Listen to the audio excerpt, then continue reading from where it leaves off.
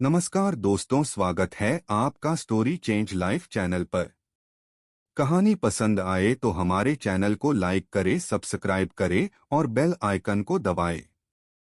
कहानी इस प्रकार है कि गोपाल बहुत ही धार्मिक और दयालु किस्म का व्यक्ति था। वह हर किसी की भलाई का सोचता था। उसका दिल बहुत ही ज्यादा उदार था। उसका मन कांच की तरह एकदम साफ था। वह किसी का भी दिल नहीं दुखाता था।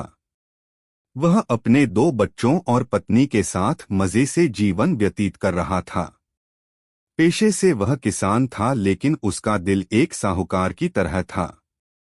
कहने का अर्थ यह है कि वह उदारता के साथ हर किसी की तन मन और धन से पूरी सेवा करता था। उसके जीवन में सब कुछ सही चल रहा था। उसने सोचा कि वह कितना भाग्यशाली है कि उसे इतना प्यार करने वाला परिवार मिला है। उसके रिश्तेदार भी उससे कितना प्रेम करते हैं। वह यह सोचकर बहुत ज्यादा खुश होता था। लेकिन उसे नहीं पता था कि उसके जीवन में एक बड़ा भूचाल आने वाला था। वह अपने जीवन में आने वाले कल से अनभिज्ञ था। एक दिन उसके गांव में बहुत तेज बारिश शुरू हुई। बारिश बहुत तेज थी। लगातार 3 दिन तक मूसलाधार बारिश हुई। भारी बारिश ने खूब तबाही मचाई। नदियां उफान पर आ गई। इसी के चलते ही बाढ़ ने पूरे गांव को अपनी चपेट में ले लिया। बहुत से लोगों के घर उजड़ गए। बहुत से लोगों के पास खाने पीने के लिए भी ज्यादा कुछ नहीं बचा। उन लोगों में एक गोपाल भी था। गोपाल का घर भी बाढ़ की भेंट चढ़ गया था। उसके घर में उसके बच्चे और पत्नी दाने दाने के मोहताज हो गए थे। गोपाल के घर की स्थिति दयनीय बन गई थी। मोहन की पत्नी अब मोहन से झगड़ा करने लगी। वह मोहन को भला बुरा सुना देती थी। यहाँ तक कि मोहन के बच्चे भी उसे उल्टा सीधा कुछ सुना देते थे। मोहन के रिश्तेदार भी उसे पसंद नहीं करते थे। मोहन को जो परिवार इतने समय तक अपना लगता था, वह अब उसे पराया लगने लगा। Join Telegram channel. एक दिन मोहन की पत्नी अपने बच्चों को लेकर अपने मायके चली गई। जाते जाते वह एक खत छोड़ गई। उस खत में लिखा था, मैं अपने बच्चों को लेकर अपने मायके जा रही हूँ। तुम्हारे पास तो 2 वक्त रोटी खिलाने जितने भी पैसे नहीं हैं। मैं अब तुम्हारे साथ अब और नहीं रह सकती। इसलिए मैं हमेशा के लिए तुम्हें छोड़कर जा रही हूँ। मोहन को जैसे कोई गहरा सदमा लगा था उस खत को पढ़कर।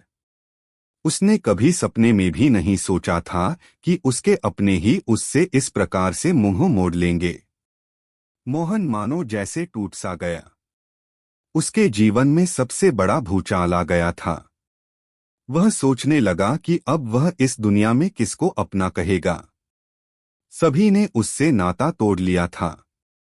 वह अपने बिस्तर पर पहुंचा और वहां बैठकर जोर जोर से रोने लगा। रोते हुए वह एक अलग तरह की दुनिया में चला गया। मोहन ने देखा कि वह एक विशाल समुद्र के पास था।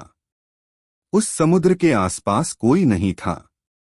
वह समुद्र वीरान सा था। मोहन ने जोर से अपनी पत्नी को आवाज लगाई तो उसकी आवाज चारों तरफ गूंज गई। उसे लगा कि मनुष्य के बाद अब शायद प्रकृति भी उसे त्याग चुकी थी।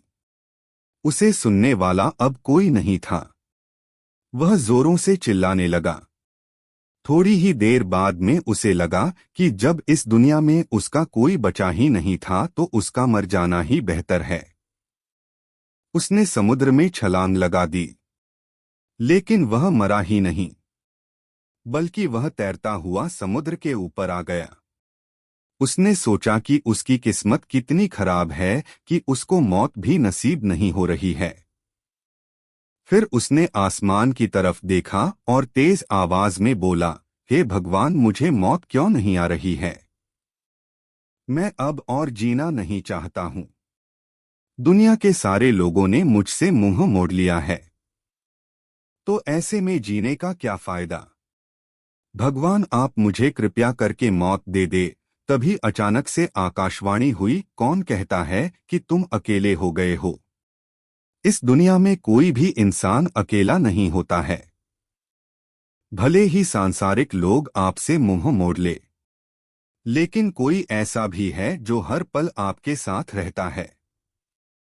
आपके हर बुरे और अच्छे दिनों में उसका व्यवहार एक जैसा ही रहता है। इंसान ऐसे शख्स को याद नहीं रखता, लेकिन यह शख्स इंसान को एक पल के लिए भी अकेला नहीं छोड़ता। तो ऐसे में तुम यह कैसे कह सकते हो मोहन कि तुम अकेले हो? मोहन जोर से रोते हुए बोला, भगवान, तो यह आप हो। मुझे माफ करना भगवान कि मैं यह भूल गया कि ईश्वर हर पल मनुष्य के साथ ही रहते हैं। मैं तो अपनी जान देने चला था, लेकिन मैंने एक पल भी यह नहीं सोचा कि आपको ऐसा देखकर कैसा लगेगा। लेकिन आपसे एक प्रश्न है भगवान कि आप इंसानों के साथ कैसे रह सकते हैं? ऐसा इसलिए पूछ रहा हूं क्योंकि आप अदृश्य दिखते हैं। आपको कोई भी देख नहीं सकता है। तो फिर आप कैसे हमारे साथ रह सकते हैं? मैं हर जगह मौजूद हूं वत्स। बस इंसानों को मुझे ढूंढना नहीं आता है। वह आकाशवाणी वही खत्म हो गई। मोहन मुर्गे की आवाज से जाग उठा। उसने देखा कि भोर हो चली थी। तभी अचानक उसकी नजर जमीन पर गई। वहां पर उसे पाँव के निशान नजर आए। वह पाँव के निशान उसके नहीं थे। उसको समझ आ गया था कि यह पैरों के निशान किसी आम आदमी के नहीं बल्कि साक्षात भगवान के थे। मोहन अकेला नहीं था बल्कि उसके साथ उसके भगवान थे। इस कहानी से हमें यह सीख मिलती है, हमें जल्दबाजी में कोई भी कदम नहीं उठाना चाहिए। और हमें यह सोच भी नहीं रखनी चाहिए कि मुश्किल भरे दिनों में हमारा कोई नहीं होता है। भले ही इंसान हमारा साथ छोड़ दे, लेकिन भगवान का साथ हमारे साथ हर पल बना रहता है।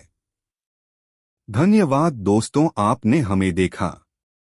कहानी पसंद आए तो हमारे चैनल को लाइक करें, सब्सक्राइब करें और बेल आइकन को दबाएं।